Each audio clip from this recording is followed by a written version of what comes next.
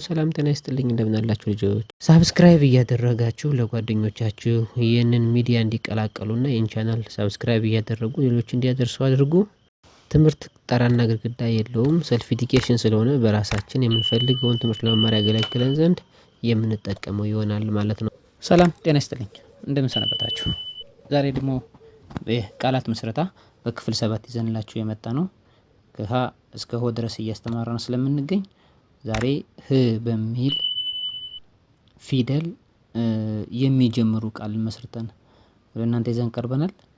እንግዲህ በዚህ በህ የሚጀምሩ ቃላትን በሙሉ እየመሰረትን እናያለን ማለት ነው። ህን ተጠቅመን በመጀመሪያ የምናገኘው ቃል ወይም የመሰረትነው ቃል ህይወት ነው። ህይወት ይሄ ማለት በህይወት ያለ ሰው ወይም ደግሞ በህይወት የሚኖር ማንኛውም ፍጡር ህይወት እንለዋለን። ህይወት አለው ወይም ደግሞ በህይወት መኖር ይችላል የሚለውን ነገር ለመግለጽ ስንፈልግ ህይወት ብለን እንጽፋለን። የመጀመሪያዋ ህ እንጠቀማታለን ማለት ነው። ሁለተኛ ደረጃ ህን ተጠቅመን የመሰረትነው ቃል ደግሞ በማንኛውም አካባቢ የሚታወቅ ህዝብ ነው። በነገራችን ላይ በዚህ የምናቀርባቸው ቃሎች አብዛኛውን ጊዜ የሚታወቁና የተለመዱ ናቸው። ህዝብ ወይም ህዝብ ብለን እንጽፋለን። የሰዎች ስብስብ በአንድ አካባቢ የሚኖሩ ወይም በአንድ ሀገር የሚኖሩ ብዙ ሰዎች ስብስብ ህዝብ ብለን እንጠራቸዋለን። ስለዚህ ህዝብ ብለን ቃል መመስረት እንችላለን። ህን ፊደል ተጠቅመን ማለት ነው። ሶስተኛ ህን ተጠቅመን መመስረትና ማወቅ የምንችለው ፊደል ህመም ነው። እንግዲህ በሶስተኛ ደረጃ የመሰረትነው ቃል ህመም ነው። ህመም ማለት አብዛኛውን የጤና መታወክ ሲገጥመን የምናገኘው ነገር ሲሆን እሱ ህመም ይባላል። የተወሰነ የአካል ክፍላችንን ሲያመን ማለት ነው። በአራተኛ ደረጃ ህግ የሚለውን ቃል ለመጻፍ ስንፈልግ ወይም ደግሞ ቃል ለመመስረት ስንፈልግ ህን እንጠቀምና ህግ ደንብና ደንብ ወይም ደግሞ መመሪያ ወይም ደግሞ ስርዓት ማለት ነው። ህግ ማለት ደንብ ወይም ስርዓት ማለት ነው። ይሄ ደግሞ በአራተኛ ደረጃ የመሰረትነው ቃል ነው።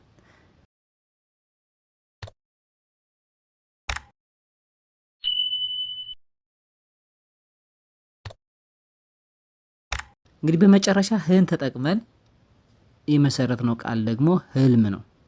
ህልም ማለት በምንተኛበት ጊዜ ከእንቅልፋችን የምናገኘው ወይም ደግሞ እንቅልፍ እያለን እውነታ መስሎ የሚታየን ነገር ህልም ይባላል። ህልም ይባላል። በእንቅልፍ ጊዜ ነው የሚታየን እሱ ህልም ብለን እናየዋለን። እንደውም ይሄ ነገር ታየን እንደዚህ ሆነ ብለን ጠዋት ላይ እንናገራለን ማለት ነው።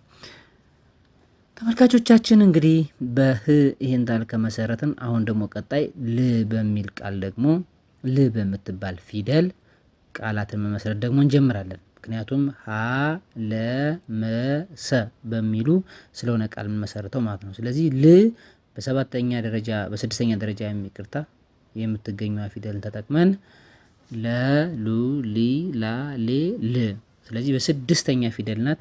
እሷን ተጠቅመን ቃል መመስረት እንችላለን ማለት ነው። እንግዲህ ቃል ስንመሰርት የምናገኘው መጀመሪያ ልብ ነው። ልብ ማለት የሰውነት ክፍል ወይም በእያንዳንዱ ሰው ውስጥ የሚገኝ ስሜት ነክ የሆነ ነው ልብ ማለት። በሁለተኛ ደረጃ የመሰረትነው ቃል ደግሞ ልጅ ነው። ስለዚህ ልብም ስንል ልጅም ስንል የምናገኛቸው ፊደሎች የመጀመሪያዎቹ እነማን ናቸው? ል ነው። ስለዚህ ልጅ ማለት የሰው ዘር ወይም ሰዎቹ የሚወልዱት ዘራቸውን የሚያስቀጥሉት በልጅ አማካኝ ስለሆነ የሰው ዘር ወይም ፍሬ ማለት ነው። በሶስተኛ ደረጃ የምናገኘው ደግሞ ልብስ ነው። ልብስ ማለት ሰውነትን ወይም ደግሞ የአካል ክፍልን መሸፈኛ ወይም ደግሞ ሸፍነን የምንለብስበት ወይም ደግሞ የምንሸፍንበት ከብርድ ከቁር ከፀሀይ የምንከላከልበት ልብስ ይባላል።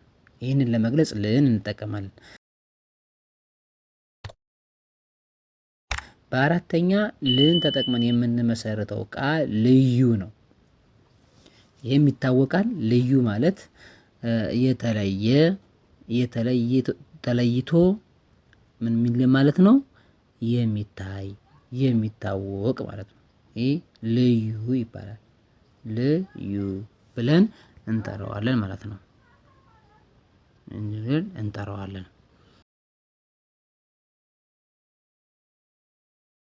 የምንመሰርተው ቃል ደግሞ ልምድ ልምድ ል ነው አይደል የተጠቀምነው። ስለዚህ ይሄን ተቀምጠን ምናምን ልምድ እንላለን።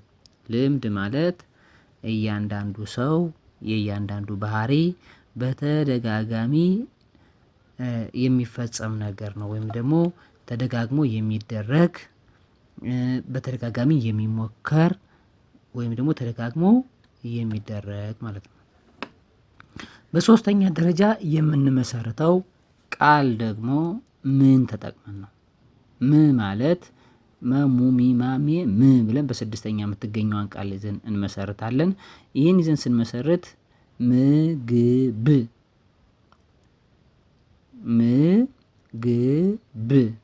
ምግብ የሚለውን ስም ለመጻፍ ወይም ምግብ የሚለውን ነገር ለመግለጽ ምን መጀመሪያ አድርገን እንጠቀምበታለን። ስለዚህ የሰውነት ጉልበት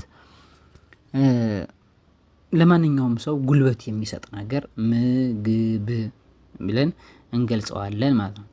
በሁለተኛ ደረጃ የምንገልጸው ወይም ደግሞ የምንመሰርተው ቃል ምን ተጠቅመን ምድር ነው። ምድር ይሄ ምድር የሚለውን ደግሞ የምንኖርባት ምድር ወይም ደግሞ የምንኖርባት ፕላኔት ማለት ነው። የምንኖርባት ፕላኔት ይቺ የምንኖርባት ፕላኔት ደግሞ ምድር ትባላለች። ስለዚህ ይቺን የምንኖርባትን ፕላኔት ለመግለጽ ደግሞ ማን እንጠቀማለን? ምድር ብለን እንጽፋለን። በሶስተኛ ደረጃ ምስል ነው። ምስል ይሄ ምስልን ደግሞ ፎቶዎች ወይም ደግሞ ሌላ ቅርጻ ቅርጾች ራሳችንን የሚመስል ነገር ፎቶዎችንና ወይም ደግሞ ሌሎች ስዕሎችን ምስል ብለን እንገልጻቸዋለን። ወይም ደግሞ ይሄ የተሳለ ምስል ነው፣ ይሄ እከሌም የሆነ ሰው ምስል ይሆናል ብለን እናደርጋለን። በአራተኛ ደረጃ የምንመሰርተው ምን ተጠቅመን ምክር ነው። ምክር ለአንድ ሰው የሚሰጥ አድቫይስ ወይም ደግሞ ምክር ማለት ነው። ስለዚህ እያንዳንዱ ሰው ሊያገኘው የሚችል መልካም ሀሳብ ማንፀባረቅ ወይም ደግሞ መልካም ሀሳብን ማካፈል ማለት ነው። ምክር ማለት መልካም ሀሳብን ማካፈል። ምን ፊደል ተጠቅመን እያንዳንዱ ምላስ ነው እናውቀዋለን አይደለ? ምላስ ምን እንደሚመስል የሰውነት የአካል ክፍል ሆኖ ምላስ የምንለው በአፋችን ውስጥ የሚገኝ ለመቅመስ የሚያገለግልና ስሜት ያለው ነገር ምላስ ብለን እንመሰርታለን ማለት ነው። የምላስ የሚለውን ስንመሰርት መነሻው ፊደል ም ናት። ምግብ ስንል ምድር ስንል ምላስ ስንል እነዚሁ እና ሌሎችም ነገሮች በም የተመሰረቱ ናቸው። በመጨረሻ ስን ተጠቅመን የምንመሰርተው ቃል ደግሞ መነሻ ፊደላችንን ም አድርገን በእያንዳንዱ ስንመለከት በም ደግሞ 5 ቃላትን እንመሰርታለን መስርተናል። በስ ደግሞ በተመሳሳይ 5 ቃላትን እንመሰርታለን። ስለዚህ አንደኛው ስን ተጠቅመን የመሰረትነው ስራ ብለን ስንጽፍ መነሻ ቃሏ ማን ናት? ስ ከዛ ራ የምትለዋን ፊደል ደግሞ ይዘን እንሰራለን። ራን እናያለን በእያንዳንዱ ማለት ነው። ስለዚህ ስራ ማለት እንቅስቃሴ ወይም ተግባር ማለት ነው። እንቅስቃሴ ወይም ተግባር ማለት ነው። በሁለተኛ ደረጃ የምንመሰርተው ደግሞ ስም ወይም ደግሞ ስም የዛ ግን በደንብ ስናነበው ስም ነው። ስም ማለት ደግሞ የማንኛውም ሰው መጠሪያ ወይም ደግሞ የእንስሳት መጠሪያ ወይም ደግሞ ህይወት አለውና ህይወት የሌለው ነገር ሁሉ መጠሪያ የሆነ ነገር ስም እንለዋለን ማለት ነው። ስለዚህ መኪና ስንል የመኪና ስም አለው። ሰው ስንል የሰው ስም አለው። የየራሱ አበበ ከበደ የሚለው መጠሪያ ወይም መለያ ነው ማለት ነው።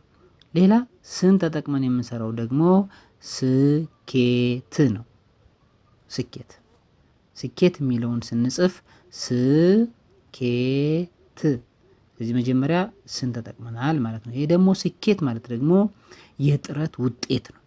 የጥረት ውጤት፣ የድካም የልፋት ውጤት ማለት ነው። ውጤት ወይም ለፍቶ ግሮ ጥሮ የሚገኘው ውጤት፣ የሚገኝ ነገር ውጤት ነው ማለት ነው። የጥረት ውጤት። በአራተኛ ደረጃ ስን ተጠቅመን የምንመሰርተው ደግሞ ስንዴ አይደል? ን ላል ብላ ስለምትነበብ ስንዴ ነው። ይህ ደግሞ የእጽዋት አይነት ነው። ወይም ደግሞ እህል ብለን የምንለው ወይም ደግሞ የአዝርት አይነት ነው። ይህ ስንዴ የሚበላው ለዳቦ የሚያገለግለው ወይም ደግሞ ለፓስታ እና ለመኮረኒ ነገር ለመስራት የሚያገለግለው የእህል አይነት ነው። በመጨረሻ ስን ተጠቅመን የምንመሰርተው ፊደል ደግሞ ስዕል ነው። ስዕል ነው። ስዕል አሁን ምን ማለት ነው? እያንዳንዱ ሰው በቀለም ተጠቅሞ ምስልን የሚቀርጽ ወይም ደግሞ ምስልን የመስራት ስዕል ይባላል። ስዕል ይባላል።